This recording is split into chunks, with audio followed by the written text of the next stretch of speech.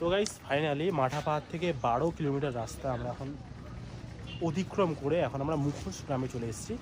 এই আমরা এখন দাঁড়িয়ে আছি একদম মুখোশ গ্রামে। তো এই জায়গাটা তোমাদেরকে দেখাচ্ছি কীরকম কী। দেখো এটা একটা নর্মাল গ্রাম, প্রত্যেক বাড়িতে বাড়িতে দেখো মুখোশ তৈরি হচ্ছে। যে পুরুলিয়ার যে ছৌ নাচ হয়, ছৌ নাচে যে ব্যবহৃত যে মুখোশগুলো সেগুলো দেখো এখানে তৈরি হয় এবং এখানে বিক্রি হয়। এটা মূলত সেই দোকান, এখানে একটা নয়, দেখো একাধিক দোকান আছে, প্রায় সবকটাতেই কম বেশি এরকম মুখোশ বিক্রি হয়। এই দেখো অনেকে এখান থেকে নিয়ে যাচ্ছে মুখোশ। এইগুলো এইসব মুখোশ বা মূর্তি যেগুলো আছে এইগুলো পরে যে ছৌ নাচ হয় তারা নাচে, ঠিক আছে, নাচের সময় এইসব মুখোশগুলো ব্যবহৃত হয়। এই যে এগুলো হচ্ছে সেইগুলো মুখোশ, ঠিক আছে, তোমাদের একবার দেখিয়ে দিই ভালো করে।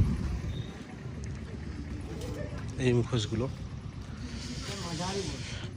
এই যে গণেশের মুখোশ, আর এই যে অনেক রকমের। একটু ভিডিও করা যাবে?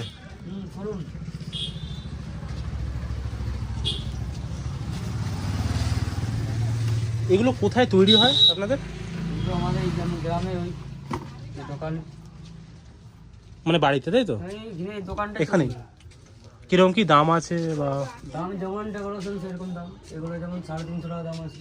আচ্ছা, মানে সাইজের উপর ডিপেন্ড করে, তাই তো? এটা বাড়ি সাইজ না, নাচের মুখ করতে বেশি দাম হয়। আচ্ছা আচ্ছা, সোনাচের ওগুলো 2000 টাকা দাম আছে। আচ্ছা হ্যাঁ।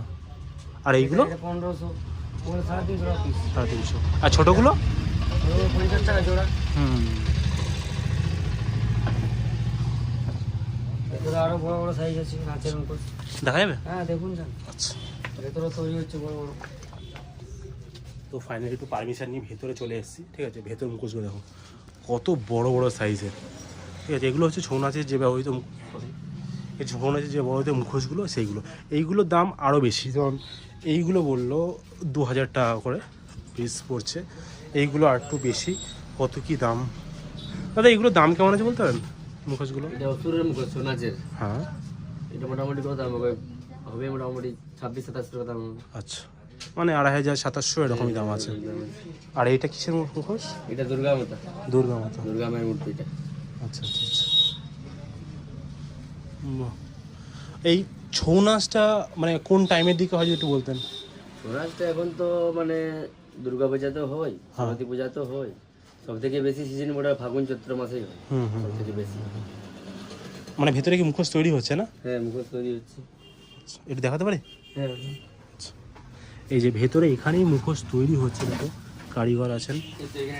এটা ইয়ের মুখোশ তৈরি হয়েছে আপনার কার্তিকের মুখোশ, রাজা মুখোশ এটা বলা হয়। আচ্ছা, এটা কিরাতের মুখোশ। কিসের? কিরাত।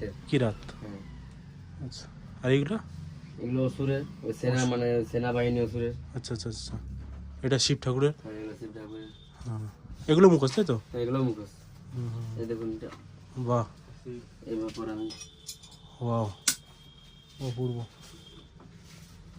এভাবে নানান রকম মুখোশ তৈরি হচ্ছে। এই যে মানে এখানে তৈরি করে এখানে বিক্রি করা আছে, তাই তো? হ্যাঁ। বাহ, এই যে এটা হচ্ছে মুখোশ গ্রাম। থ্যাংক ইউ, কথা বলে খুব ভালো লাগলো। হ্যাঁ অবশ্যই। 10 বছর পুরনো এটা, 10 বছর।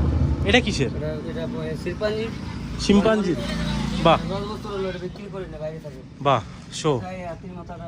আচ্ছা আচ্ছা আচ্ছা। এগুলো আমার দোকানে মানে লোগো আর কি। হ্যাঁ হ্যাঁ হ্যাঁ। এগুলো দেখেই লোক আসে বাইরে থেকে। বা আপনাদের নাম টাম কেউ? ওই সাইনবোর্ড আছে আমাদের। আচ্ছা, মনোরঞ্জন মুখোশ ঘর। তোমরা চাইলে ওখানে আসতেই পারো। এই যে পুরুলিয়া, ওই যে সাইডে দেখো নাম্বারও দেওয়া আছে, তোমরা কন্ট্যাক্ট করে আসতেই পারো। এই ব্যাপার তো বেশ ভালোই লাগলো। শুধু এখন একটাই না, এখানে অনেক রকম এরকম দোকান আছে আশেপাশে। আর তোমাদের প্রাইসটাও দেখিয়ে দিচ্ছি।